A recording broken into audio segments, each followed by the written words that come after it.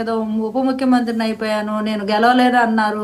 నేను గెలిసాను, ఎమ్మెల్యేగా అయ్యాను, మంత్రిని అయ్యాను. ఇంక నాకు సరిపోయిందిలే అని అనుకోలేదు ఆయన.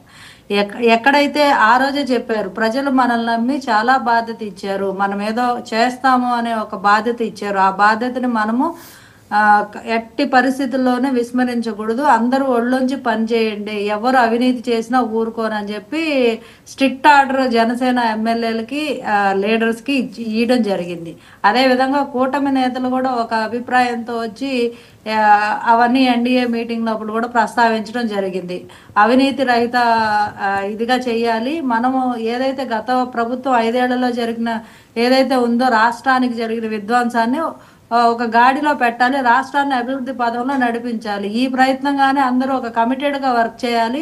అదేవిధంగా అధికారులు కూడా సహకరించండి అంటూ కలెక్టర్ మీటింగ్లో కూడా అధికారులతోటి కలెక్టర్లతోటి మాట్లాడిన సందర్భం చూసాం. సో ఆయన ఏదైతే ఆయన విజన్ ఉందో, ఏదైతే ఎన్డీఏ కూటమి రావాలి అని చెప్పి ఆ కూటమికి వారధిగా ఇరుసుగా మారి ఆ కూటమి ఏర్పడడానికి వ్యతిరేక ఓటు చీలకుండా ఉండడం కోసం ఆయన చేసిన ప్రయత్నాలు, ఆయనే పార్టీ తగ్గించుకొని 21 సీట్లకే కన్ఫైన్ అయ్యి బీజేపీని టీడీపీని ఒక తాటి మీద పెట్టి ఒక కూటమి సక్సెస్ఫుల్గా ఇన్ని సీట్లు 164 సీట్లు సాధించడం అంటే చిన్న విషయం కాదండి. అంత మెజార్టీ, బంపర్ మెజార్టీ ప్రజలు నమ్మి ఇచ్చినప్పుడు సో ఏదైతే డోలీ రహిత రోడ్లు రావాలి, మారుమూల గిరిజన ప్రాంతాల్లో కూడా అంటే ఓట్ బ్యాంక్ రాజకీయాలు ఇప్పుడు 2018లో ఆయన పోరాట యాత్రకు వెళ్ళినప్పుడు గిరిజనులు పడుతున్న కష్టాలు, వాళ్ళు తాగడానికి నీళ్లు లేక, రోడ్లు లేక, అసలు ఒకవేళ గర్భిణీ స్త్రీల్ని ఏ రకంగా డోలీల్లో తీసుకొని వెళ్తే బిడ్డలు చనిపోవడం, శిశువు మరణించటాలు, ఇవన్నీ అడ్మినిస్ట్రేటివ్ ఛాలెంజెస్. సరే, ఆయన చాలా సమర్థవంతంగా వాటిని హ్యాండిల్ చేస్తున్నారు.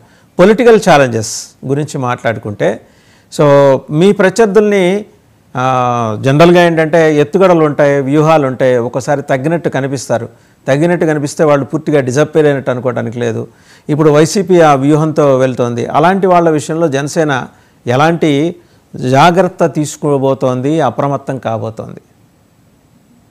జనసేన మొదటి నుంచి అప్రమత్తంగానే ఉండింది అండి, ఉంటది కూడా. అలాగే ఇప్పుడు ఏదో పార్టీని ఉన్న పళంగా అభివృద్ధి చేసుకోవాలి, వైసీపీని కంప్లీట్గా లేకుండా స్మాష్ చేయాలి అని చెప్పి ఏదో దూకుడుగా వచ్చిన వాళ్ళందరినీ జాయిన్ చేసేసుకొని ఏదో మా పార్టీని బలపరిచేసుకుందాము, వాళ్ళందరినీ ఆ స్టఫ్ అంతా తీసుకొని మనం ఏదో పార్టీలో లీడర్స్ ఉన్నారనిపించుకుందాం, లేకపోతే వైసీపీలో ఉన్న లీడర్స్ని ఉన్న పళంగా లేకుండా చేసేద్దాం, ఇలాంటి ఇంటెన్షన్స్ పవన్ కళ్యాణ్ గారు రాజకీయంలో కనపడవండి.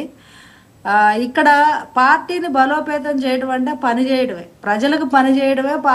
తద్వారా పార్టీ కూడా బలోపేతం అయింది. ప్రజలకు పని చేస్తుంటే గుడ్ విల్ అనేది ప్రజలు చూస్తారు. దాంతో ఎంతో మంది లీడర్స్ మేము కూడా మీ అండర్లో అంటే భావజాలం ఎవరైతే ఏకీకృత భావజాలం ఉంటుందో ఆయనకి నచ్చిన భావజాలంలో ఎవరైతే లీడర్స్గా మేము కొంత సొసైటీకి పని చేయాలనే వ్యూ ఉన్నోళ్ళు, ఆ సంకల్పం ఉన్న లీడర్స్ అందరూ, ఆ లైక్ మైండెడ్ పర్సన్స్ లీడర్స్ అందరూ వస్తున్నారు.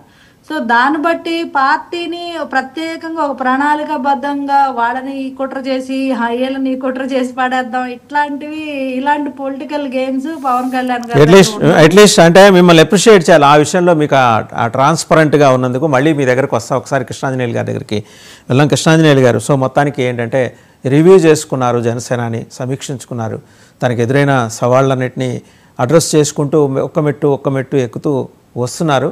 లోకల్గా ఉన్న రీజనల్ పార్టీస్కి పెద్ద ఛాలెంజే విసిరారు. ఒక రకంగా అంటే ప్రాంతీయ పార్టీ అధ్యక్షుడిగా ఉంటూ జాతీయ స్థాయి నేతగా ఎదగటం అనేది ఒక ఏడాదిలో జరిగిన ఈ ట్రాన్స్ఫర్మేషన్ని ఒక సీనియర్ జర్నలిస్ట్గా, పొలిటికల్ అనలిస్ట్గా మీరు ఎలా విశ్లేషిస్తారు? వాసుదేవన్ గారు నమస్తే. ప్యానల్ మెంబర్స్ అందరికి కూడా నమస్కారం.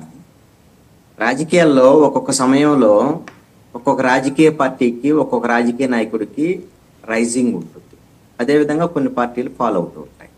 ఇవి కొన్ని అప్పుడు ఉన్నటువంటి పరిస్థితులు ఇవన్నీ కూడా దానికి కారణం. అంతే తప్ప వీళ్ళ ప్రతిభా పాఠవాలని కనుక మనం అనుకుంటే అది కొంత అతిశయోక్తి అయితేని నా అభిప్రాయం. ఎందుకంటే ఇప్పుడు ఈ పవన్ కళ్యాణే కదా 2019లో ఆయన కూడా ఓడిపోయినటువంటి పరిస్థితులు. కాబట్టి పవన్ కళ్యాణ్ ఓడిపోయినా అదే నాయకుడు, ఇప్పుడు 100% స్ట్రైకింగ్ రేట్తో మొత్తాన్ని గెలిపించుకొని ఆయన గెలిచి డిప్యూటీ సీఎం అయినా సరే అదే నాయకుడు. అదనంగా వాళ్ళు 10 ఏళ్ళు సమయం అనేది తప్ప ఇంకోటి కాదు. ఎందుకు మరి పవన్ కళ్యాణ్ ఇలా రైజ్ అయ్యారు? పవన్ కళ్యాణ్ ఆయన చేసినటువంటి కృషి లేకుండా ఇలాంటి అని అనుకున్నప్పుడు ఆ పరిస్థితులు కలిసి వచ్చాయి. ఏ విధంగా అంటే 2019లో 151 సీట్లతో గెలిచినటువంటి వైఎస్ఆర్ కాంగ్రెస్ పార్టీ 2024 ఎన్నికల్లో వాళ్ళు 175 సీట్ల టార్గెట్గా వాళ్ళు ప్రణాళికలు రూపొందించుకొని ముందుకెళ్ళారు. ఈ క్రమంలో అప్పుడు ప్రతిపక్షంలో ఉన్నటువంటి తెలుగుదేశం బలహీనపడి ఉండటం, కనీసము ప్రజల్లోకి తెలుగుదేశం జెండా పట్టుకొని కార్యకర్తలు బయటికి వెళ్ళలేనటువంటి పరిస్థితులు ఉండటం, తెలుగుదేశం పార్టీ మీద వైఎస్ఆర్ కాంగ్రెస్ పార్టీ ప్రభుత్వం ఉక్కుపాదం మోపటం, ఇవన్నీ ఖచ్చితంగా తెలుగుదేశం పార్టీ పవన్ కళ్యాణ్ లేకుండా ముందుకు వెళ్ళలేనటువంటి పరిస్థితి ఆ రోజున ఉంది. 2024 ఎన్నికలకు ముందు చంద్రబాబు నాయుడు అరెస్ట్ అయినటువంటి సమయానికి ఉన్నటువంటి స్థితి. ఆ సమయాన్ని పవన్ కళ్యాణ్ చాలా బాగా రాజకీయంగా వ్యూహాత్మకంగా వినియోగించుకున్నారు. నేను అనుకుంటాను ఇది ఆ రాజకీయ వ్యూహం పవన్ కళ్యాణ్ది కాదు అని నా అభిప్రాయం. ఇది నా అభిప్రాయం మాత్రమే. పవన్ కళ్యాణ్ ఏం రాజకీయాల్లో ఏమి తెలియనోడు, అసలు ఏం చేయలేనోడు అని నా అభిప్రాయం ఏం కాదు. కలిసి వచ్చినటువంటి అంశాలను చెప్తున్నా. ఈ వ్యూహము, ఈ రోడ్ మ్యాప్ అంతా కూడా బీజేపీది. బీజేపీ ఆంధ్రప్రదేశ్ రాజకీయాల్లో ఒకప్పుడు వాళ్ళకి 10% ఓట్లు వచ్చినటువంటి సందర్భాలు కూడా ఉన్నాయి. కానీ తెలుగుదేశం పార్టీతో 1-2 సందర్భాల్లో పొత్తులు, ఆ తర్వాత విడిపోటాలు, వాళ్ళు నష్టపోయినటువంటి పరిస్థితులు, ఇవన్నీ వాళ్ళు 0.87% ఓట్లు పడిపోయారు. ఈ నేపథ్యంలో బీజేపీ ఆంధ్రప్రదేశ్లో వ్యూహాత్మకంగా ప్రతిపక్షంలో ఉండేటువంటి తెలుగుదేశం పార్టీని వైఎస్ఆర్ కాంగ్రెస్ పార్టీకి పరోక్షంగా సహకరించి, కేంద్రంలో అది బీజేపీ అధికారంలో ఉంది కాబట్టి తెలుగుదేశం పార్టీని ఇరకాటంలో పెట్టగలిగింది. చంద్రబాబు నాయుడు అరెస్టు వరకు వెళ్ళినటువంటి పరిస్థితులు, చంద్రబాబు నాయుడు తెలుగుదేశం పార్టీ అనివార్యంగా పవన్ కళ్యాణ్ దగ్గర, బీజేపీ దగ్గర సాగిలు పడాల్సినటువంటి పరిస్థితుల్ని బీజేపీ కల్పించి ఆ తర్వాత చంద్రబాబు నాయుడు అరెస్ట్ తర్వాత పవన్ కళ్యాణ్ని రాజమండ్రి సెంట్రల్ జైలుకు పంపించి అక్కడ పొత్తు ప్రకటన చేయించి, అదంతా బీజేపీ రోడ్ మ్యాప్ అనేది నా అభిప్రాయం. నేను ఆ రోజు చెప్పాను, ఈ రోజు కూడా ఇదే చెప్తున్నాను. ఆ విధంగా పవన్ కళ్యాణ్తో ముందు ప్రకటన చేయించి ఆ తర్వాత బీజేపీ కూడా పొత్తులోకి వచ్చి అనివార్యంగా గెలిచినటువంటి పరిస్థితులు. బీజేపీ కూడా ఎంతో కొన్ని వాళ్ళు 0.87% నుంచి 100తో పోటీ పడేటువంటి పార్టీ, వాళ్ళు కూడా ఎంపీ ఎమ్మెల్యే సీట్లు గెలుచుకున్నటువంటి పరిస్థితి. ఇక పవన్ కళ్యాణ్కి ఏంటంటే ముగ్గురు కలవటం అనేటువంటిది కలిసి వచ్చినటువంటి అంశం, జనసేన పార్టీకి కలిసి వచ్చినటువంటి అంశం. వాడు తక్కువ సీట్లకి పరిమితం అయ్యారు కాబట్టి తక్కువ సీట్లలో ఆటోమేటిక్గా 100% స్ట్రైకింగ్ రేట్ వచ్చింది. ఈ రోజున పవన్ కళ్యాణ్కి అవకాశం దొరికింది.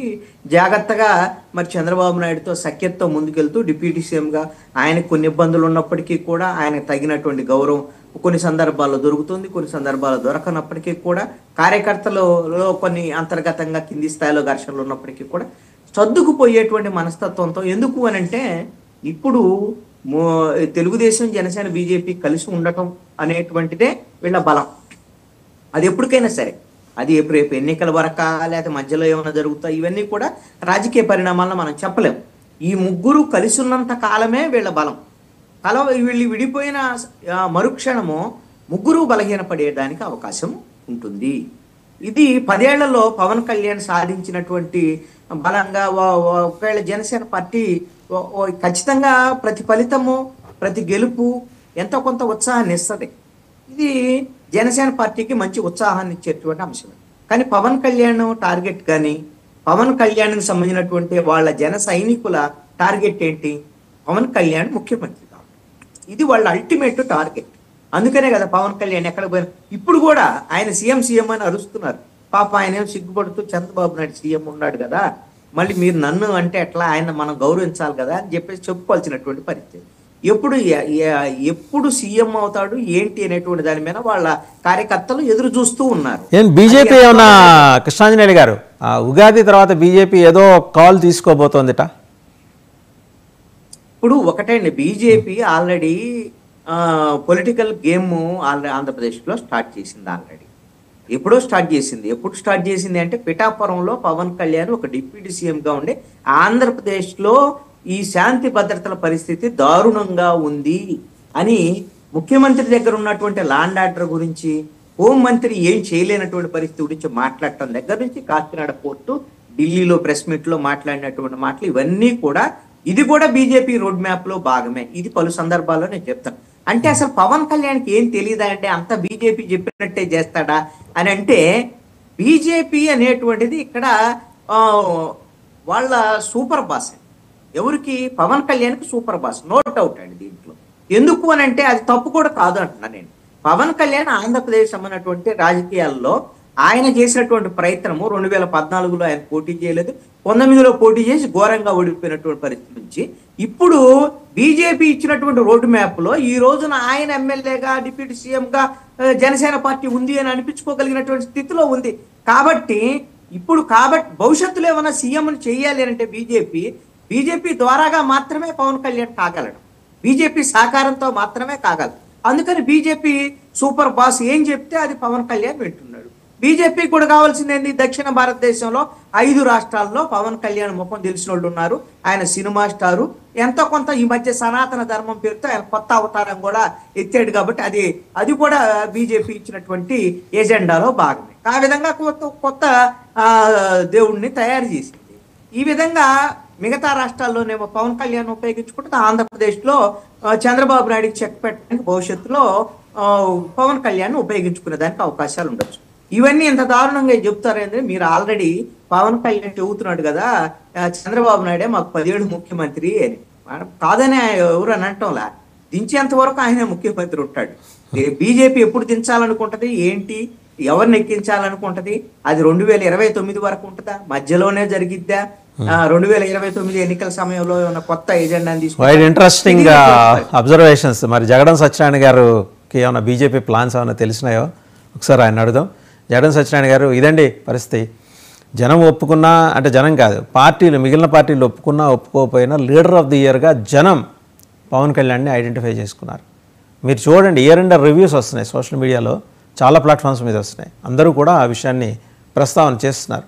ఎలా ఒక వామనుడిలాగా ఆయన జర్నీ మొదలై త్రివిక్రముడిగా ఎలా ఎదిగాడు అని చెప్పేసి. సో ఇది రాబోయే రోజుల్లో తెలుగుదేశానికి థ్రెట్ అవుతుందేమో అనేది కృష్ణాంజనేయులు గారి సందేహం. మీరేమంటారు?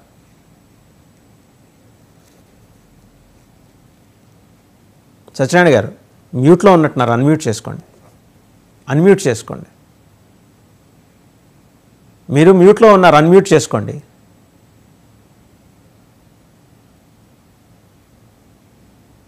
సత్యనారాయణ గారు అన్మ్యూట్ చేసుకున్నారా? మీకు ఏదో సిస్టమ్ ఇష్యూ ఉన్నట్టుందండి. మళ్ళీ మీ దగ్గరకు ఒకసారి రేగిల్ లక్ష్మణరావు గారి దగ్గరికి వెళ్దాం. రేగిల్ లక్ష్మణరావు గారు, సో చూడండి, అంటే ఇప్పటివరకు జరిగిన డెవలప్మెంట్స్లో ఈ ఏడాది ఆయన ఒడిదుడుకులు, సాధక బాధకాలు అన్నీ అధిగమించి లీడర్ ఆఫ్ ది ఇయర్గా ఆయన ఎమర్జ్ అయ్యారు. వైసీపీ అలా చూస్తుంది. మరోపక్క మీ నాయకుడు సంక్రాంతి తర్వాత నుంచి ఇదిగో జనంలోకి అదిగో జనంలోకి 4 త్రైమాసికాల విద్యా దీవెన ఇంతవరకు అందలేదు, ఈ ప్రభుత్వం ఇక ఎప్పటికీ ఇవ్వదు, ఇలా రకరకాల జనానికి సంబంధించిన ఇష్యూస్ అన్నీ తీసుకొని మీతో మాట్లాడుతున్నాడు. జనంలోకి ఏమో సంక్రాంతి తర్వాత వస్తాడు. మరి ముహూర్తం ఎవరు పెట్టారో తెలియదు, మీకేమన్నా ఐడియా ఉందా? సత్యనారాయణ గారు మీ దగ్గరకు వస్తాం, మీ దగ్గర ఇష్యూ ఉంది టెక్నికల్గా, అది అడ్రస్ చేసుకోండి. మొదటి రేగిల్ లక్ష్మణరావు గారు మీకు ప్యానల్ ఉన్న పెద్దలకి WNT వీక్షణ యాజమాన్య హృదయపూర్వక నమస్కారం అండి. Good morning. పవన్ కళ్యాణ్ గారు, మీరు చెప్తూ పవన్ కళ్యాణ్ గారు లీడర్ ఆఫ్ ది ఇయర్ అని అంటూ ఉన్నారు. పవన్ కళ్యాణ్ గారు ఒక రకంగా లీడర్ ఆఫ్ ది ఇయర్ అనొచ్చు. ఎందుకంటే 2024 ఆయన 100% స్ట్రైక్ రేటు ఆయనకి కలిసి వచ్చింది. ఆయన రాజకీయ దురంధరుడు, రాజకీయ ఇదని మనం అనలేము. కానీ ఆయనకున్నటువంటి ఏదైతే ఇందకల మా సోదరులు రాజకీయ విశ్లేషకులు మన కృష్ణాంజలి గారు అన్నట్టుగా ఖచ్చితంగా బీజేపీ యొక్క రోడ్ మ్యాప్తో బీజేపీ వాళ్ళు ఇచ్చినటువంటి సలహాలు సూచనల మేరకు పవన్ కళ్యాణ్ గారు ఫస్ట్ నుంచి కూడా మరి 2014లో ఆయన పార్టీ పెట్టినప్పుడు ఏదైతే మోడీ గారు ఒక బలమైన బీసీ నాయకుడు ఈ దేశానికి ప్రధానమంత్రి అవ్వాలి, దానికి నా సపోర్ట్ ఉంటుందని ఆయన మరి మోడీ గారి పట్ల ఆయన చూపించినట్టు విధేయత, బీజేపీ పార్టీకి ఆయనకున్నటువంటి సానుకూలత, అవన్నీ కూడా పవన్ కళ్యాణ్ గారి యొక్క భావజాలం, RSS ఒక భావజాలం ఉన్నటువంటి వ్యక్తి అయినా సో ఆ కనెక్టివిటీ, సో ఇవన్నీ కూడా బీజేపీ నాకు రోడ్ మ్యాప్ ఇవ్వాలని చాలా సందర్భాల్లో మాట్లాడినటువంటి ఉదంతాలు మనం చూసాం. ఆ రకంగానే అధికారంలోకి వచ్చినప్పుడు అధికారం రావడానికి కూడా బీజేపీ ఇచ్చిన రోడ్ మ్యాప్ ప్రకారంగానే ఆయన ప్రయాణం చేశారు. ఇప్పుడు కూడా సేమ్ ఏదైతే బీజేపీ ఆడుతున్న ఆటలో పవన్ కళ్యాణ్ గారు ఒక పావుగా ఉన్నారు. ఇదంతా కూడా క్రెడిబిలిటీ అంతా కూడా పవన్ కళ్యాణ్ గారిదా అంటే పవన్ కళ్యాణ్ గారిదా అని మనం చెప్పలేం. ఇదంతా కూడా బీజేపీ ఆడుతున్న నాటకం. ఎందుకంటే ఒకటే చెప్తున్నాం, నాకు ఇంటర్నల్గా ఇదే బీజేపీ పార్టీ నుంచి, ఇదే టీడీపీ నుంచి, ఇదే జనసేన పార్టీ నుంచి కొంతమంది ఒక ఎమ్మెల్యే ఎంపీ స్థాయి వ్యక్తులు, ఇప్పుడు ప్రెసిడెంట్ ఉన్న వ్యక్తులు మనకు అందుతున్నటువంటి సమాచారం ఏంటంటే, వాసుదేవన్ గారు రేపు జనవరి నెల కానీ లేదా ఫిబ్రవరి నెలలో కానీ మార్చి నెలలో కానీ జనసేన పార్టీ జెండా పీకేసి జనసేన కండువా బదులు కాషాయ కండువా పవన్ కళ్యాణ్ గారు మెడలో వేసుకోబోతూ ఉన్నారు. పార్టీలో పూర్తిగా విలీనం బీజేపీ పార్టీలో చేయబోతూ ఉన్నారు. దానికి రేపు రాబోయే 2027 ఎలక్షన్కి కానీ 29 ఎలక్షన్కి కానీ ఖచ్చితంగా పవన్ కళ్యాణ్ గారిని, చిరంజీవి గారిని మరి సిద్ధం చేసి ఇక్కడ టీడీపీ పార్టీని ఒంటరి చేయడానికి వాళ్ళు చేస్తున్నటువంటి ఇంటర్నల్గా జరుగుతున్నటువంటి ఒప్పందాలు ఏవైతే ఉన్నాయో ఇవన్నీ కళ్ళకి అద్దం పడుతూ ఉన్నాయి. అందువల్ల మనం చూస్తున్నట్టు రాష్ట్ర రాజకీయాల పరిణామాలు తెలుసు. పవన్ కళ్యాణ్ గారు ఒక ఇష్యూ లేవనెత్తారంటే దాని వెనకాతల దాని మర్మం అనేది బాగా లోతుగా పవన్ కళ్యాణ్ గారి గురించి తెలిసిన వ్యక్తులకి మాత్రమే తెలిసిద్ది. సో పవన్ కళ్యాణ్ గారి యొక్క మెంటాలిటీ ఏంటనేది, ఆయన ఎందుకు ఒక ఆలోచన చేస్తాడనేది నేను ఎక్కువగా పవన్ కళ్యాణ్ గారి యొక్క ఆలోచన విధానం నేను ఎక్కువ గ్రహిస్తూ వస్తున్నాను. ఖచ్చితంగా ఆయన ప్రతి మాట కూడా అర్థాలు వేరేగా ఉంటాయనేది నేను ఖచ్చితంగా గ్రహిస్తాను. ఎందుకంటే నేను దగ్గరగా చూసిన వ్యక్తిని కాబట్టి. సో పవన్ కళ్యాణ్ గారు ఎన్నిసార్లు మరి ఒక సీఎం దారు ఉన్నటువంటి ల్యాండ్ ఆర్డర్ విషయం కానీ, శాంతి భద్రతల గురించి కానీ, మీకు ఎన్డీఏ కూటమిలో ఉన్నటువంటి ఒక హోమ్ మినిస్టర్ నేను కానీ తెలుసుకుంటే నేను హోమ్ మినిస్టర్ అవుతానని ఒక పేలర్ వదలడం కానీ, లేదా అక్కడికి వెళ్ళేటువంటి పీడిఎస్ బియ్యాన్ని పట్టుకున్నట్టుగా కాకినాడ సీజ్ ద సిప్ అనడం కానీ, ఇవన్నీ కూడా కూటమికి ఇబ్బంది కలిగించే వాతావరణం అయిన పవన్ కళ్యాణ్ గారు తెలిసి కూడా మీరు ఆ పని చేయాలని దానికి ప్రోత్సహించింది మాత్రం బీజేపీ పార్టీ అని చెప్పుకోవడంలో అత్యోత్సాహం కాదు. ఎందుకంటే ఇవన్నీ కూడా పవన్ కళ్యాణ్ గారు తెలుసు. సనాతన ధర్మం అని ఎప్పుడు మరి 2014లో పార్టీ పెట్టినప్పుడు సనాతన ధర్మం కోసం పార్టీ పెట్టాలని పవన్ కళ్యాణ్ గారు ఎక్కడ చెప్పలా. ఎందుకు ఇవన్నీ తెరపైకి తీసుకొస్తా ఉన్నారంటే బీజేపీ అనేది ఒక పెద్ద ప్లాన్ వేస్తూ ఉంది. ఏదైతే స్కిల్ డెవలప్మెంట్ కేసులో చంద్రబాబు నాయుడు గారు అరెస్ట్ 52 రోజులు మరి రాజమండ్రి సెంట్రల్ జైల్లో ఉన్నప్పుడు వీళ్ళు పొత్తును ప్రకటించారో, రేపు రాబోయే కాలంలో రేపు 25న 26నైనా సరే ఖచ్చితంగా ఇదే స్కిల్ డెవలప్మెంట్ కేసులో చంద్రబాబు నాయుడు గారిని మళ్ళీ తీసుకెళ్లి జైల్లో వేస్తారని ఇంటర్నల్ టాక్. సో అది ఏమైనా విచ్ఛిన్నం చేసి పవన్ కళ్యాణ్ గారిని టర్న్ చేస్తారనేది చూడాలి. ఒకటే సార్, రాజకీయాల్లో ఇది జరగదు ఇది జరుగుతుంది అన్నది ఏమి ఉండదు. ఏమో గుర్రం ఎగరవచ్చు, ఎప్పుడైనా ఏదైనా జరగవచ్చు. రాజకీయాల్లో అసాధ్యమైనది లక్ష్మణ్ గారు మీరున్నారు కదా, ఏదైనా జరగచ్చు, ఏమో మనం ప్రెడిక్ట్ చేయలేము, ఏమో గుర్రం ఎగరవచ్చు, ఏమో లక్ష్మణ్ రావు గారు మళ్ళీ జనసేనలోకి వెళ్ళనువచ్చా? వాసుదేవన్ గారు ఖచ్చితంగా నేను రాజకీయాలన్నీ చేస్తుంటే రాజకీయాల దీంట్లో నేను కూడా ఆయన మాట్లాడండి. ఇప్పుడు మీరు తీసుకుంటారా తీసుకోరా, మీరు తీసుకుంటే వచ్చేయడానికి నేను పారాషూట్ వేసి రెడీ రావడానికి హెలికాప్టర్ మా ఇంటి దగ్గర రెడీ చేశాను. ఇప్పుడే ఆల్రెడీ హెలికాప్టర్లో ఫుల్గా ఆయిల్ కొట్టించారు. రేపొద్దున జనసేన పార్టీలో పవన్ కళ్యాణ్ సమక్షంలో జాయిన్ అవ్వడానికి.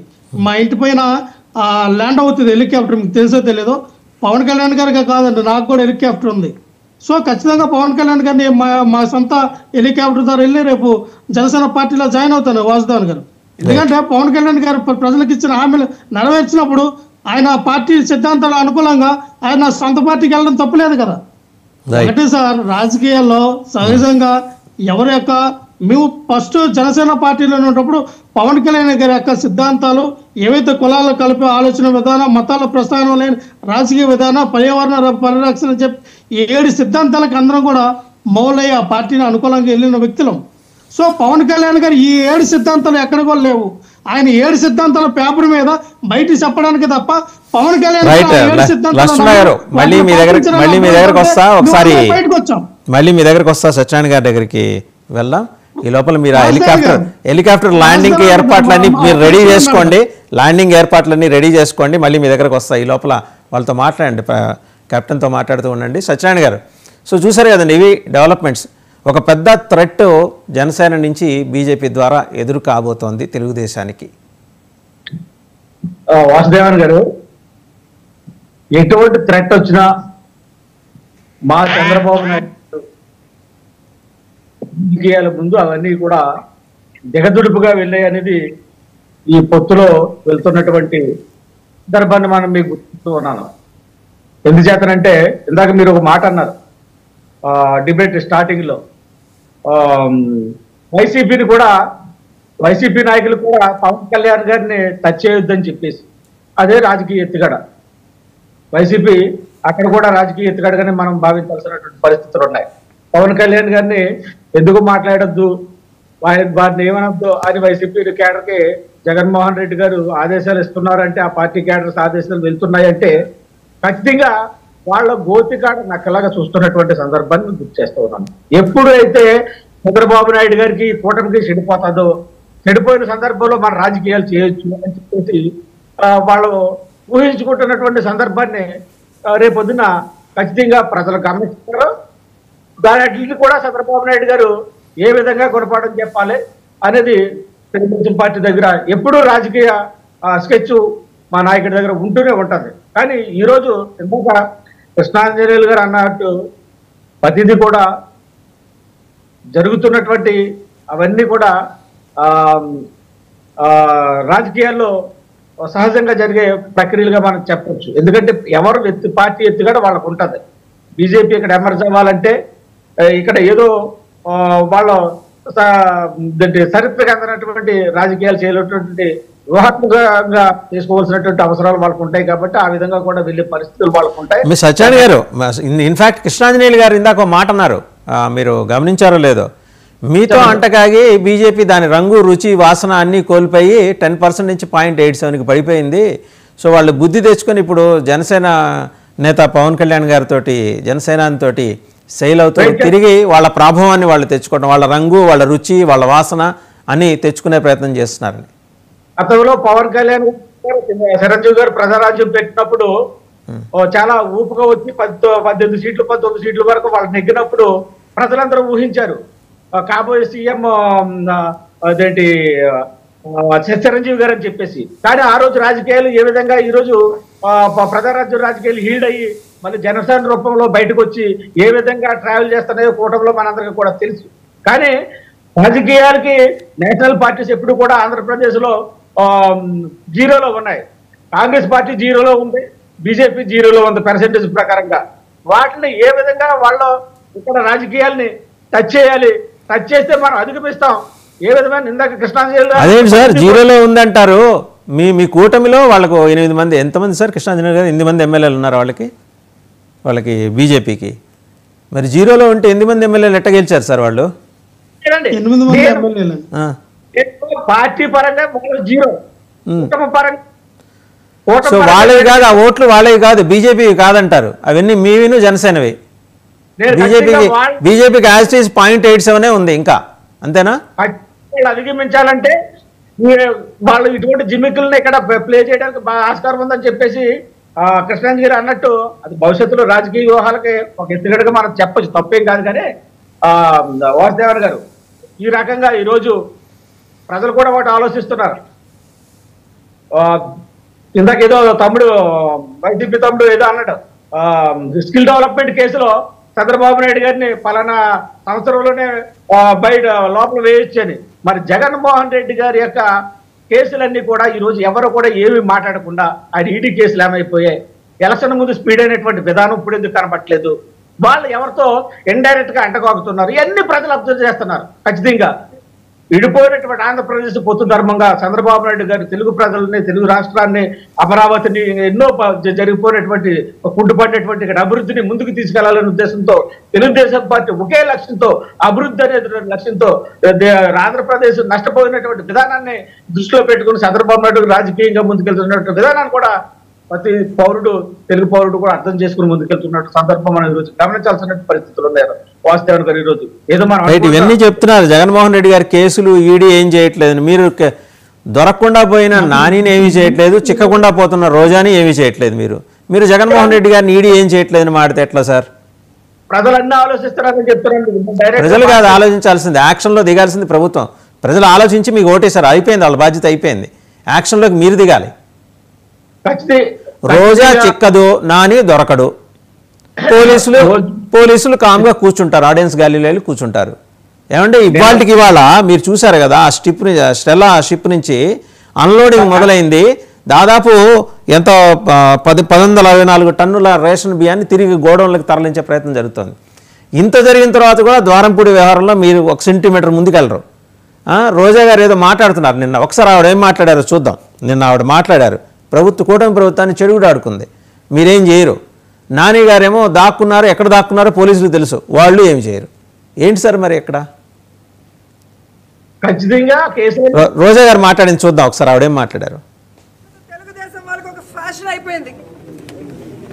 ఒక రేప్ జరిగినా, ఒక విద్యుత్ ఛార్జీలు పెరిగినా, ఒక నిత్యావసర ధరలు పెరిగినా, లేదా ఏది జరిగినా రాష్ట్రంలో జగన్మోహన్ రెడ్డి గారి వల్లే జరిగింది అని చెప్పడం ఫ్యాషన్ అయిపోయింది.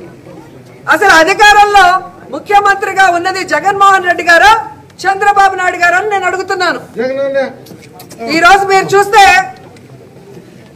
ఏ విధంగా చంద్రబాబు నాయుడు పార్టీలో 164 మంది ఉన్నామని చెప్పుకుంటున్నారు కూటమి ప్రభుత్వం. మరి ఈ 164 మందిని అడుగుతున్నా, మీరు అధికారంలో రావడానికి విద్యుత్ ఛార్జీలు పెంచము, తగ్గిస్తాము, అవసరమైతే ప్రజల దగ్గర కొనుగోలు చేసే విధంగా ఆవిడ మాట్లాడింది విన్నారు కదా. రాష్ట్రంలో ఏం జరిగినా, రాష్ట్రంలో అత్యాచారాలు జరిగినా దానికి జగన్మోహన్ రెడ్డి గారే బాధ్యత అని చెప్పేసి మీరు ప్రచారం చేస్తున్నారని ఆవిడ ఆరోపణ చేస్తుంది.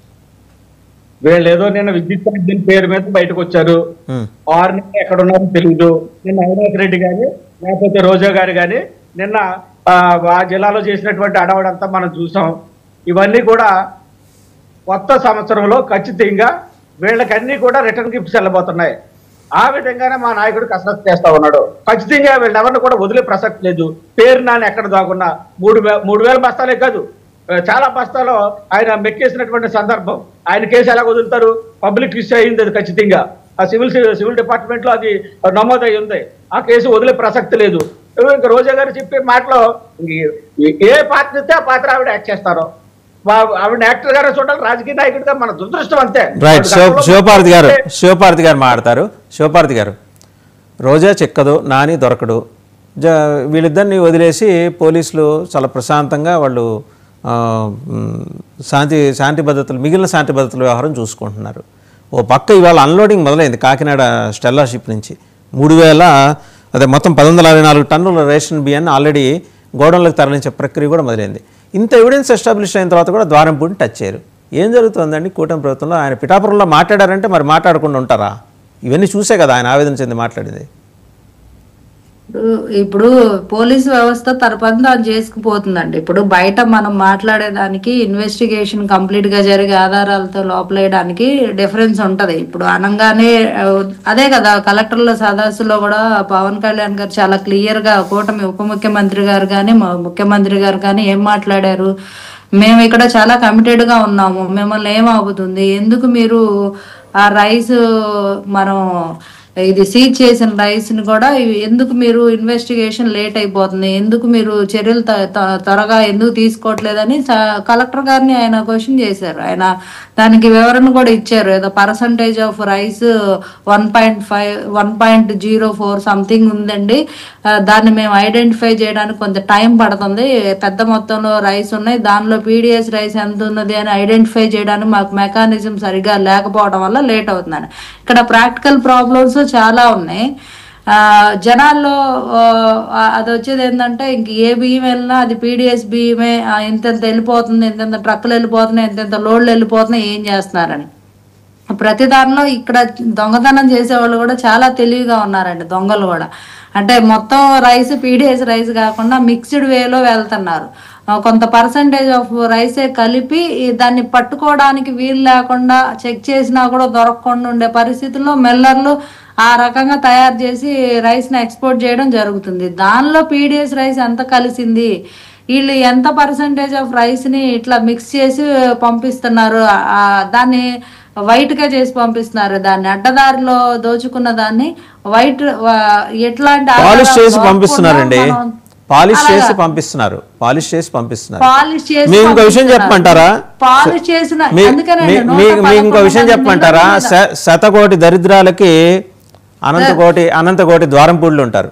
మీరు కాకినాడలో ఆపేస్తే ఆయన చెన్నై పోర్ట్ నుంచి తరలిస్తున్నారని చెప్పేసి అభియోగాలు వస్తే మన చిత్తూరు జిల్లా పోలీసులు నగరి దగ్గర భారీ ఎత్తున సీజ్ చేసుకున్నారు. సహకరిస్తున్నది రోజా గారని తేలింది ప్రాథమిక దర్యాప్తులో. ఇది విషయం. ప్రతి జిల్లాలో పీడిఎస్ రైస్ మీద దాడులు జరుగుతున్నాయి, సీజ్ చేయడం జరుగుతుంది. ఇప్పటి వరకు 111 మిల్లర్ల మీద, ఎవరైతే మిల్స్ లోని ఈ రైస్ ని ఇట్లా మిక్స్డ్ గా చేసి పంపిస్తున్నారు వాళ్ళ మీద కూడా బైండ్ ఓవర్ కేసులు నమోదు చేయడం జరిగింది. వాళ్ళ మీద 318 సెక్షన్ 4 BNS 7(1) సెక్షన్స్ కింద కూడా కేసులు నమోదు చేసి విచారణలో ఉన్నాయి. కాకపోతే ఇక్కడ పేరుని నాని ఇప్పుడు ఆయన కనపడకుండా అబ్స్కాండ్ అయిపోయారు. 7,700 బస్తాలు దాదాపు పైన, ఆయన ఫస్ట్ 3,000 చిల్లర అనుకున్నారు, తర్వాత 7,000 పైన పైచీలు కానీ నిర్ధారణలో తేలింది. ఇంకొక 1 వీక్ టైం ఇస్తే ఇంకెంత పెరిగిద్దో కూడా చెప్పలేము, ఎందుకంటే అవినీతి ఆ స్థాయిలో ఉంది. సో ఇక్కడ ఉన్న మెకానిజము ఇన్వెస్టిగేషన్ ప్రాపర్ గా జరుగుతుంది. దీని మీద పీడిఎస్ రైస్ ఈ స్మగ్లింగ్ మీద కూడా సిట్ వేయడం జరిగింది. దానిలో కూడా ఎవరైతే పాత వీళ్ళు ఉన్నారు, డిఎస్పీలు ఉన్నారు, వీళ్ళకి వైఎస్ఆర్సీపీ పార్టీకి అనుకూలంగా ఉన్నారు అన్న వాళ్ళని కూడా అధికారులను కూడా మార్చడం జరిగింది, మళ్ళీ సిట్ వేయడం జరిగింది. దీనిలో కూడా సిట్ ఆచరణలోకి వచ్చి ఒక కమిటీ రిపోర్ట్ ని తయారు చేసి దాని మీద ప్రాపర్ యాక్షన్ తీసుకునే విధంగా 24/7 ఉప ముఖ్యమంత్రి గారు దీని మీద తీసుకుంటున్నారు. సత్యనారాయణ గారు ఒక మాట అన్నారండి, జనవరి 1వ తారీఖు తర్వాత వీళ్ళందరినీ తాటా తీస్తామని. ఏమన్నా ముహూర్తం తెనాలి సిద్ధాంతి గారు ఏమైనా ముహూర్తం పెట్టారా వాళ్ళ అరెస్ట్ కి? కాదండి, తెనాల్లో పెద్ద సిద్ధాంతి గారు ఉంటారు, తెనాల్లో ఒక పెద్ద సిద్ధాంతి గారు ఉంటారు, ఆయన ఏమన్నా వీళ్ళ ముహూర్తానికి అరెస్ట్ పెట్టారు. తెలుగుదేశం ఎక్కువ ఆయన సిద్ధాంతి గారి మీద బాగా బ్యాంక్ అవుతుంది. వాళ్ళు చెప్పినట్టే యాక్సిస్ రోడ్లో వాస్తు మార్పులు అవి చేస్తుంటారు, ఏమన్నా ముహూర్తం పెట్టాడా? ఇంత ఎవిడెన్స్ దొరికిన తర్వాత ఇంకా జాప్యం ఏంటండి? మీకు ఇప్పుడే ఒక విషయం చూపిస్తా. X DGP Orissa and CBI మాజీ డైరెక్టర్ నాగేశ్వరరావు గారు, మన్న నాగేశ్వరరావు గారు, ఆయన ట్వీట్ చూసారా మీరు? ఏమండి, 6 నెలల్లో జరుగుతున్న ఈ ఘోరాల మీద మీరు శ్వేతపత్రం విడుదల చేయండి అని. సిబిఐ మాజీ డైరెక్టర్ అండి, తెలుగు ఆయన ఇంత బాగా ట్వీట్ పెట్టారు ఆయన. ఏమండి, శ్వేతపత్రం విడుదల చేయండి అని. వాసు గారు, మనం బయట ఉండి చూడటం వేరు, ఆవిడ వ్యవస్థలో చూడటం వేరండి. మీరు లోపల మీకు విషయం చెప్పంటారా? మీకు తెలిసిన విషయమే చెప్పంటారా? ప్రభుత్వం దగ్గర లేని ఎవిడెన్స్ జనసేన దగ్గర ఉంది. నాదెళ్ల మనోహర్ గారు ఇన్ని ఫైల్స్ చూపించారు ఎలక్షన్స్ ముందు. నాకన్నా మీకన్నా బాగా దగ్గరగా చూశారు. కృష్ణాంజనేయులు గారిని అడగండి. ఏమండి కృష్ణాంజనేయులు గారు ఇంతలా ఎవిడెన్స్ చూపించారు రేషన్ బియ్యం మీద, అవునా కాదా? ప్రభుత్వం దగ్గర లేదంటే ఇప్పుడు ఎట్లా నమ్ముతాం మనం? ఇప్పుడు రేషన్ బియ్యానికి సంబంధించినటువంటి విషయంలో జనసేన పార్టీ ఎన్నికలకు ముందే ఈ కుంభకోణాలకు సంబంధించి దూరంపూడి చంద్రశేఖర్ రెడ్డి కానివ్వండి, మిగతా వాళ్ళకి సంబంధించినటువంటి అన్ని ఆధారాలన్నింటినీ కూడా బయట పెట్టినటువంటి పరిస్థితి ఉంది. అసలు ఇప్పుడు ఏకంగా ప్రభుత్వమే వీళ్ళ దగ్గర ఉంది. డిప్యూటీ సీఎంగా ఉన్నాడు. సివిల్ సప్లైస్ మినిస్టర్ ఎవరు? అదే నాదెండ్ల మనోహర్. ఇక్కడ ఒక అంశం అండి, మీరు గమనించండి, వాసుదేవన్ గారు ఎవరు అంగీకరించినా అంగీకరించకపోయినా కూడా ఈ ప్రభుత్వము రాగానే ఒక 7-8 శాఖలకు సంబంధించినటువంటి శ్వేతపత్రాలను రిలీజ్ చేసింది. ముఖ్యమంత్రి చంద్రబాబు నాయుడు మొత్తము జగన్మోహన్ రెడ్డి మీద, లేకపోతే అప్పుడు ఉండేటువంటి మంత్రులు వీళ్ళకి సంబంధించినటువంటి దాని మీద ఆ శ్వేతపత్రాల్లో మొత్తం కుంభకోణాలకు సంబంధించినటువంటి వ్యవహారాలు మొత్తాన్ని చేసి ఈ శ్వేతపత్రాలకు సంబంధించినటువంటి విషయాల మీద ఏ శ్వేతపత్రం మీద ఎన్ని కేసులు నమోదయ్యి, ఎన్ని ఆధారాలు సేకరించారు, ఏమిటి అనేటువంటిది మళ్ళీ ఒకసారి రివ్యూ చేసి వాటి మీద వెల్లడించమనండి. ఇప్పుడు నాగేశ్వరరావు గారు అడిగినా ఇంకొకళ్ళు అడిగినా సరే ఈ ప్రభుత్వం ఇప్పుడు ఏం చెప్తారు? జనసేన వాళ్ళు కానీ లేదా టీడీపీ వాళ్ళు కానీ చట్టం తన పని తాను చేసుకుపోతుందండి, మేము ఎట్టబడితే అట్లా అరెస్ట్ చేయమండి అని చెప్తున్నారు. ఇక్కడ ఒకటి అండి, మీరు గమనించండి, జగన్మోహన్ రెడ్డి లేదా మిగతా వాళ్ళ సంగతి వదిలిపెడతామండి. అసలు వీళ్ళందరూ చిన్న వాళ్ళే. అసలు జగన్మోహన్ రెడ్డి కదా వీళ్ళకి అసలు మెయిన్ హాట్ టార్గెట్. అలాంటి జగన్మోహన్ రెడ్డి మీద ఒక్కటంటే ఒక్క అవినీతి కేసు అయినా నమోదైందా? అరెస్ట్ సంగత లేకపోతే ఇంకొక సంగత పక్కన పెడతాం. ఇప్పటి వరకు ఒక్క అవినీతి కేసు నమోదు అవ్వలేదండి. రెండో అంశం ఏంటంటే, ఆయన లిటరల్గా దొరికిపోయినటువంటిది ఆదాని నుంచి 1750 కోట్ల రూపాయలు డబ్బులు తీసుకొని 1,20,000 కోట్ల రూపాయలు ప్రజలకి నష్టం కలిగించేటువంటి విధంగా విద్యుత్ ఒప్పందం జరిగింది అనేటువంటి దాంట్లో ఎవరు దోషి? జగన్మోహన్ రెడ్డి నేరుగా. మరి అలాంటి జగన్మోహన్ రెడ్డి ఇంకేముందని తెలుగుదేశం పార్టీ మీడియా వాళ్ళు అసలు జగన్మోహన్ రెడ్డి కొద్దిగా దొరికింది, ఈయన గొంతు పట్టుకొని పిసికేస్తాడు చంద్రబాబు నాయుడు, అది ఇదని చెప్పేసి హోరెత్తించారు. ఏమైంది? ఆంధ్రప్రదేశ్ ఏసీబీ ఏం చేస్తుంది? ఒక కేసు అయినా నమోదు చేసిందా అండి? ఏమైనా కేసుకు సంబంధించినటువంటి విషయాలు ఏమైనా చంద్రబాబు నాయుడు మాట్లాడా? 1,20,000 కోట్ల రూపాయలు దీని వల్ల ప్రజలకు నష్టం జరుగుతుంది అని పయ్యావుల కేసు, ఇప్పుడు ఆర్థిక శాఖ మంత్రి పయ్యావుల కేసు, ఆ రోజున కోర్టుకు వెళ్ళాడు. ఎంతో ఎన్ని పేజీల ఆధారాలు సమర్పించారో తెలుసా? 1350 పేజీల ఆధారాలు ఆయన సమర్పించారు హైకోర్టులో. అంటే 1,20,000 కోట్ల రూపాయలు ప్రజలకు నష్టం కలిగించేటువంటి అంశము, దానికి సంబంధించిన ఆధారాలు ఉన్నాయి, కోర్టుకు అప్పుడే పెట్టారు. ఇలాంటి ఇప్పుడు ప్రభుత్వం ఉంది. Home law and order Chandrababu Naidu దగ్గర ఉంది, హోంమంత్రి వంగలపూడి అనిత ఆర్థిక శాఖ మంత్రి ఈ పయ్యావుల కేసు.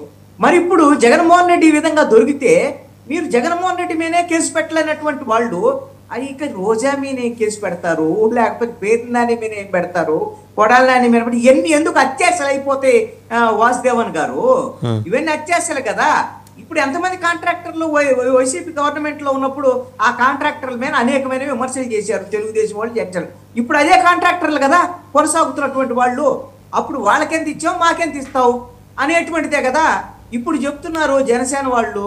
ఏంటి అని అంటే బియ్యము అసలు ఎట్లా రవాణా జరుగుతుంది అర్థం కానటువంటి పరిస్థితి ఉందండి, అది ఇది అని చెప్తున్నాడు. ఆ విధమైనటువంటి పరిస్థితుల్లో మన వ్యవస్థలు ఉన్నాయా? కొన్ని అసలు ప్రభుత్వాలకు సంబంధించినటువంటి వ్యవస్థలు అలా ఉన్నాయా? ఇక్కడ ఆ వైఎస్ఆర్ కాంగ్రెస్ పార్టీ ప్రభుత్వంలో ఎమ్మెల్యేలు అధికారులు ఏ విధంగా అయితే కలిసి కూడబలుపుకొని ఈ బియ్యం గానే మిగతా కుంభకోణాలు చేశారో, ఇప్పుడు ఉండేటువంటి 164 మంది ఎమ్మెల్యేలు ఒక 4-5కి ఏమన్నా అలాంటి పాత్రలు ఏదేమో కానీ అందరూ ఆ విధమైనటువంటి దాంట్లో అందరూ తలమునకలై ఉన్నారు. మద్యము, బియ్యము, ఇసుక అన్నిట్లో మళ్ళీ వీళ్ళు తలమునకలై ఉన్నారు, అదే పనిలో ఉన్నారు. ఎందుకు? ఆదాయం అదే కదా ఎవరికి వచ్చినా సరే. అదే ఆదాయంకు సంబంధించినటువంటి విషయంలో ప్రతి ఊరు నుంచి బియ్యం తరలిపోతుంటే ఎక్కడో పోర్టులకు సంబంధించినటువంటి బియ్యాన్ని పట్టుకున్న కొంతసేపు హడావుడి చేయటం తప్ప ఏమైనా ప్రయోజనం ఉందా? దీన్ని ఎక్కడికక్కడ కట్టడి చేస్తే పోర్టుల వరకు బియ్యం ఎలా వెళ్తాయి? ఇప్పటికీ ద్వారంపూడి చంద్రశేఖర్ రెడ్డి, ఇప్పటికీ పేరునానికి సంబంధించినటువంటి వ్యవహారాలు, ఇప్పుడు ఎక్కడి నుంచి ఎవరు దీనికి బాధ్యులు, ఎవరు దీంట్లో అధికారులా లేకపోతే ఎమ్మెల్యేలకు సంబంధించినటువంటి వాళ్ళకి తెలియకుండా జరుగుతుందా అనేటువంటిది కదా. ఇది 6 నెలలు అయిపోయిన తర్వాత ఆయన 1 నెల 2 నెలలు అంటే వైఎస్ఆర్ కాంగ్రెస్ పార్టీ మీద జగన్మోహన్ రెడ్డి మీద అప్పుడు కుంభకోణాల మీద మాట్లాడితే అర్థం. ఇప్పుడు మీ చేతుల్లోకి వచ్చిన తర్వాత 6 నెలల తర్వాత కూడా ఇవే మాట్లాడేటువంటి పరిస్థితి ఉంది. ఆడుదావందరాకు సంబంధించినటువంటి విషయంలో 105 కోట్ల రూపాయల కుంభకోణం జరిగిందని ప్రత్యేకంగా దానికి సంబంధించినటువంటి సిఐడి వాళ్ళు విజయవాడ పోలీస్ కమిషనర్కి రాశారండి, కేసు పెట్టి చర్యలు తీసుకోండి. నాకు తెలిసి ఇప్పటి వరకు ఒక ఎఫ్ఐఆర్ నమోదు అవ్వలేదు. ఆవిడ అరెస్టులకు సంబంధించినటువంటి విషయాలు అదిగో రోజే అరెస్ట్, ఇదిగో రోజే అరెస్ట్ అని మాట్లాడేటువంటి పరిస్థితులు ఉంటాయి. ఎక్కడ ఉంటాయండి? ఎవరిని అరెస్ట్ చేస్తారు అని అంటే పాపము ఎక్కడో సోషల్ మీడియాలో పోస్టులు పెట్టేటువంటి వాళ్ళని ఇప్పుడు పెట్టే వాళ్ళు కూడా కాదు. ఎప్పుడో వైఎస్ఆర్ కాంగ్రెస్ పార్టీ ప్రభుత్వం ఉన్నప్పుడు 5 ఏళ్ల క్రితం, 5 ఏళ్ల నుంచి అప్పుడు ప్రభుత్వం ఉన్నప్పుడు తెలుగుదేశం, జనసేన, బీజేపీకి సంబంధించినటువంటి వాళ్ళ మీద పోస్టులు పెట్టారని పాత పోస్టులకు సంబంధించినటువంటి విషయంలో కేసులు పెట్టి హడావుడి చేసి అనామకులను అరెస్ట్ చేయటం తప్ప వీళ్ళు చేసేది ఏముంది? వాళ్ళ విషయంలో అయితేనేమో అనామకులను అరెస్ట్ చేసేటువంటి విషయాల్లోనేమో అర్ధరాత్రులు అపరాత్రులు లేకుండా ఒకళ్ళని అరెస్ట్ చేసి 2-3 రోజులు వాళ్ళని వేధించి చేసి కూడా వాళ్ళని చేస్తున్నారు. వాళ్ళకేమో చట్టం మరి చట్టబద్ధంగా మేము అరెస్ట్ చేయాలంటే ఎటబడితే అరెస్ట్ చేయడం కుదరదంటే సోషల్ మీడియా పోస్టులకు మాత్రం ఇష్టం వచ్చినట్టు అరెస్ట్ చేయాలి. ఇక్కడ ఒకటి వీళ్ళు అనుకుంటున్నది ఏంటి అని అంటే, వీళ్ళు ఎలాగూ జగన్మోహన్ రెడ్డి మీద అరెస్ట్కి వెళ్ళాలన్నా, జగన్మోహన్ రెడ్డి మీ చర్యలకు వెళ్ళాలన్నా ఇప్పుడు కూటమికి సూపర్ బాస్ అనేది బీజేపీ నుంచి అనుమతి రాలేదు. ఒక కేసు నమోదుకు కానీ లేకపోతే జగన్మోహన్ రెడ్డి మీద చర్యలకు కానీ ఢిల్లీ నుంచి అనుమతి రాలేదు, అమిత్ షా నుంచి, నరేంద్ర మోడీ నుంచి. కాబట్టి చంద్రబాబు నాయుడు ఏం చేయలేడు. పవన్ కళ్యాణ్కి ఎలాగో వాళ్ళు చెప్పింది వినటమే తప్ప ఈయనకే జగన్మోహన్ రెడ్డి ఈయనకి టార్గెట్ కూడా కాదు కదా. టార్గెట్ అయితే తెలుగుదేశం వాళ్ళకి కావాలి. జగన్ సత్యనారాయణ గారు ఏంటి సార్, మరి ఎవరిని అరెస్ట్ చేసే పరిస్థితి లేదు, ఏమైనా ఢిల్లీ నుంచి ఫోన్ రావాలంటున్నారు కృష్ణాంజనేయులు గారు. సార్, ఆంధ్రప్రదేశ్లో ఉన్నటువంటి పరిస్థితులు మనం ఆలోచించుకున్నట్లయితే చంద్రబాబు నాయుడు గారు ఆర్థిక వ్యవస్థను, ప్రభుత్వ విధానాన్ని చక్కబెట్టే క్రమంలో ఢిల్లీ వెళ్ళడం రావడం జరుగుతూ ఉంది. పవన్ కళ్యాణ్ గారు ఇక్కడ సమస్యల మీద దృష్టి పెట్టి పరిపాలించడం జరుగుతూ ఉంది. ఎక్కడా కూడా ఎవరు కూడా పరిపాలన పక్కన పెట్టిన పరిస్థితి లేదు. ఇక అవినీతి అనేది జగన్మోహన్ రెడ్డి గారు పార్టీలో ఒక అంతర్భాగం అయిపోయినప్పుడు సంవత్సరాల తరబడిన వాళ్ళ కేసులన్నీ కూడా ఛేదించినటువంటి పరిస్థితులు ఏర్పడతా ఉంటాయి. కాబట్టి అయినప్పటికీ కూడా ప్రభుత్వం ఒకేసారి రియాక్షన్ తీసుకోకుండా వాళ్ళ కక్షాదింపు చేశారనేది ప్రజల్లో బాగా వెళ్ళింది తెలుగుదేశం పార్టీ మీద ఆ రోజు వాళ్ళు పరిపాలించినప్పుడు. ఈ రోజు మేము కక్షాదింపు దిశగా మేము చేస్తున్నాం అనేది ప్రజలకు వెళ్ళకుండా ఉన్నట్టు సంకేతంతో మేము వెళ్తూ పరిపాలన చేసుకుంటూ వెళ్తున్నాం. కాబట్టి ఖచ్చితంగా వాళ్ళు 1 by 1 వాళ్ళకి ప్రతి వ్యక్తికి కూడా పనిష్మెంట్ తెలుగుదేశం పార్టీలో ఉంటుందని చెప్పేసి మేము భావిస్తూ ఉన్నాం. ఖచ్చితంగా అది జరుగుతుంది ఖచ్చితంగా. ఎందుకంటే చంద్రబాబు నాయుడు గారు అంత తేలిగ్గా వాళ్ళని ఎక్కడ కూడా వదిలేసే పరిస్థితి లేదు ఎక్కడ కూడా. ఎందుకంటే వాళ్ళ ప్రతి శాఖని కూడా ఈరోజు సివిల్ సప్లైయే కాదు, గనుల శాఖే కాదు, ప్రతిదీ కూడా విద్యుత్ శాఖే కాదు, ప్రతిదీ కూడా సర్వనాశనం చేసి వెళ్ళిపోయినటువంటి సందర్భాన్ని ఈయన ఒక్కడే వెళ్ళి పెట్టుకోవాల్సిన పరిస్థితి ఉంది. కేంద్రానికి వెళ్ళి అక్కడ ఉన్నటువంటి వ్యవహారాన్ని చక్కబెట్టుకుని మళ్ళీ ఇక్కడ రాష్ట్ర పరిపాలన మీద దృష్టి పెట్టి ఇక్కడ పవన్ కళ్యాణ్ గారు ఇవన్నీ ఓకే అండి. అరెస్టుల గురించి మాట్లాడితే మీరు అభివృద్ధి గురించి చెప్పెడతారు. అభివృద్ధి గురించి ఎవరికి డిస్ప్యూట్ లేదు. అమరావతి సిఆర్డిఏకి వరల్డ్ బ్యాంక్ లోన్ ఇచ్చింది. 6 ఏళ్ళ ఒకసారి రీపేమెంట్ మాడ్యూల్ సెట్ చేసుకుంటూ మొత్తానికి ఏంటంటే మంచి ఒక ప్రొఫార్మా రిలీజ్ చేసింది. దాని మాడ్యూల్స్ ఏంటి, కండిషన్స్ ఏంటి అన్నీ వచ్చినాయి. దాంతో ఎవరికి ఎలాంటి డిస్ప్యూట్ లేదు. డెవలప్మెంట్ దిశగా ఆంధ్రప్రదేశ్ పరుగులు పెడుతుంది. బట్ మీరు ప్రతి నెల వీళ్ళేనండి, రోజా, కొడాలి నాని, వల్లభనేని వంశీ, లేకపోతే ఇప్పుడు ఈయన పేర్ని నాని, వీళ్ళేనా? వీళ్ళ కేసుల గురించి మాట్లాడుకోండి. అరెస్ట్ చేసేస్తే ఓ పని అయిపోతుంది కదా, కొత్తవి మాట్లాడుకోవచ్చు. సార్ 175 నియోజకవర్గంలో 175 మంది ప్రజాప్రతినిధులు వైసీపీలో ఆపరేషన్ పరిస్థితులు ఉన్నాయి గత పరిపాలనలో. వాళ్ళ అరుగునే కాదు.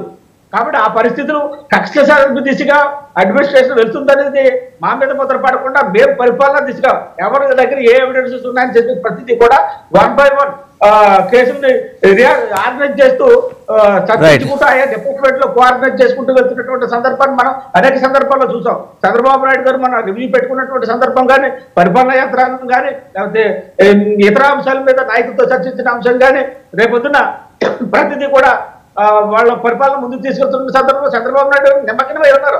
ఖచ్చితంగా జరుగుతుంది. కానీ ఒకేసారి జైలు కూడా వైసీపీ వాళ్ళని లోపలేయాలంటే జైలు కూడా పట్టలేనటువంటి అవినీతి చేసి ఉన్నారు వాళ్ళు. చంద్రబాబు నాయుడు గారు పరిపాలన అది చేతించి సరే మీ ఖచ్చితత్వాన్ని మరి వచ్చే నెలలో చూద్దాం. ఎందుకంటే ముహూర్తం ఏదో ఉందన్నారు కాబట్టి ఒకసారి రేగి లక్ష్మణరావు గారి దగ్గరికి వెళ్దాం. లక్ష్మణరావు గారు మీ హెలికాప్టర్కి సంబంధించి మొత్తం అంతా రెడీ అయి ఉంటుందేమో, హెలిప్యాడ్ అంతా రెడీ చేసుకున్నారేమో రేపు జనసేనలో వెళ్ళి జాయిన్ అయ్యడానికి. ఈ పక్కన పెడితే సరే, ఇప్పుడు మీ నాయకుడు ప్రస్తుతానికి మీ నాయకుడు అంటే రేపు జనసేనలోకి వెళ్తే మళ్ళీ రేపు వేరే అది మాట్లాడదాం. ప్రస్తుతానికి మీ నాయకుడు ఆయన జగన్మోహన్ రెడ్డి గారు ప్రజల్లోకి వెళ్ళాలి, ప్రజల సమస్యల మీద. 5 ఏళ్లలో ఎప్పుడైనా అంటే ఒక్కసారి తన ఇంటి నుంచి బయటకు వచ్చి జనంతో మాట్లాడిన సందర్భం ఉందండి 5 ఏళ్లలో? వాసుదేవన్ గారు, జగన్మోహన్ రెడ్డి గారు ఈ 5 ఏళ్లలో మీరు ప్రతి ఒక్క ఇంటికి జగన్మోహన్ రెడ్డి గారి రూపంలో వాలంటీర్ వ్యవస్థను పంపించారు. ప్రతి ఒక్క వాలంటీర్ కానీ, స్థానికున్న నాయకులు కానీ, కార్యకర్తలు కానీ ప్రజలతో మమేకమై ఉన్నారు. జగన్మోహన్ రెడ్డి గారు రావాల్సిన టైంలో వచ్చారు. ఎక్కడ ఈ విపత్తు జరిగినా, ఎక్కడ ఎవరికి కష్టం వచ్చినా, రైతుకి కష్టం వచ్చినా, ప్రజలకు కష్టం వచ్చినా అక్కడ నేనున్నానని చెప్పి ఆయన నిరంతరం ప్రజల కోసం ఆయన ఏవైతే తయారు చేసుకున్నారో నవరత్నాలు, ఆ యొక్క పథకాలన్నిటి కూడా ఇంప్లిమెంటేషన్ చేయడానికి ఆయన 24 గంటలు ఆయన పనిచేసి ఉన్నారు. ఈ రోజు అట్లే చెప్తా ఉన్నారు, మేము ప్రజలకు వెళ్తూ ఉన్నాం. గతంలో జగన్మోహన్ రెడ్డి గారు పార్టీ పెట్టినప్పటి నుంచి ప్రజల్లోకి ఎలాగ దూసుకెళ్లారో రేపు కొత్త సంవత్సరంతో పాటుగా రేపు సంక్రాంతికి తర్వాత జగన్మోహన్ రెడ్డి గారు నిరంతరం ప్రజల్లో ఉండడానికి, ప్రజలతో మమేకమై ప్రతి ఒక్క జిల్లాలో పర్యటన చేయడానికి జగన్మోహన్ రెడ్డి గారు శ్రీకారం చుట్టారు. మేము ఒకటే చెప్తాం సార్, ఈ రోజున కూటమి ఎంత ప్రభావం చేసిందో, కూటమి ఎన్ని అబద్ధాలు ఆడిందో, ఎన్ని నమ్మసకంగా ప్రజలు మోసం చేసిందో, సాధ్యం కాని అసాధ్యమైన హామీలు ఇచ్చి ప్రజలు ఎలాగ మభ్య పెట్టిందో వాటన్నిటి మీద యుద్ధం ప్రకటించి వాటన్నిటి మీద ప్రజల్లో నిలదీయడానికి ప్రజా గొంతుకే జగన్మోహన్ రెడ్డి గారు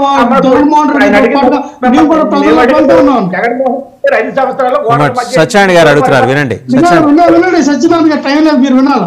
నేను అన్నది ఏంటంటే వాసుదేవన్ గారు,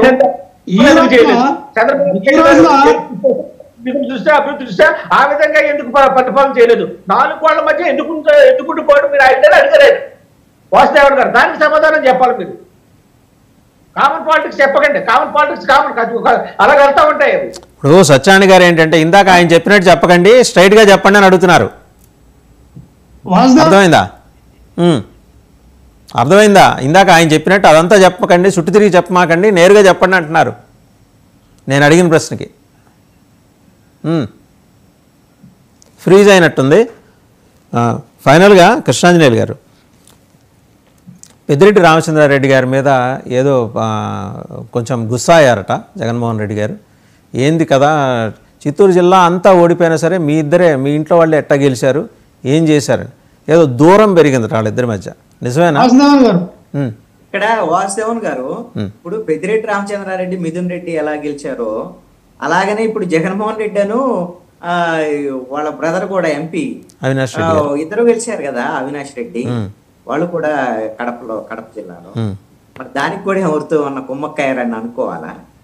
ఇప్పుడు రాష్ట్ర వ్యాప్తంగా ఒక 4 ఎంపీలు గెలిచారు, 11 మంది ఎమ్మెల్యేలు గెలిచారు. ఘోరమైనటువంటి ఓటమి వైఎస్ఆర్ కాంగ్రెస్ పార్టీకి ఇది.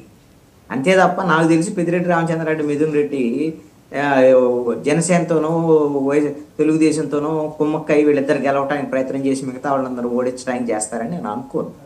ఎందుకు అని అంటే నాకు తెలిసి జగన్మోహన్ రెడ్డి నమ్మినటువంటి వాళ్ళలో అత్యంత సన్నిహితులు ఒక 4 ఉన్నారనుకో.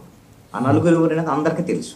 వాళ్ళల్లో 2 పెద్దిరెడ్డి రామచంద్రారెడ్డి మిథున్ రెడ్డి వాళ్ళ అయ్యల కొడుకులే. వాళ్ళనే నమ్మాడు కాబట్టి మిథున్ రెడ్డికి గోదావరి జిల్లాలకు సంబంధించినటువంటి బాధ్యత నాకు తెలిసి రాష్ట్ర వ్యాప్తంగా కూడా స్ట్రాటజీకి సంబంధించినటువంటి విషయాల్లో జగన్మోహన్ రెడ్డి అత్యధికంగా నమ్మేటువంటి వాళ్ళలో ముఖ్యంలో మిథున్ రెడ్డి ఒకళ్ళండి.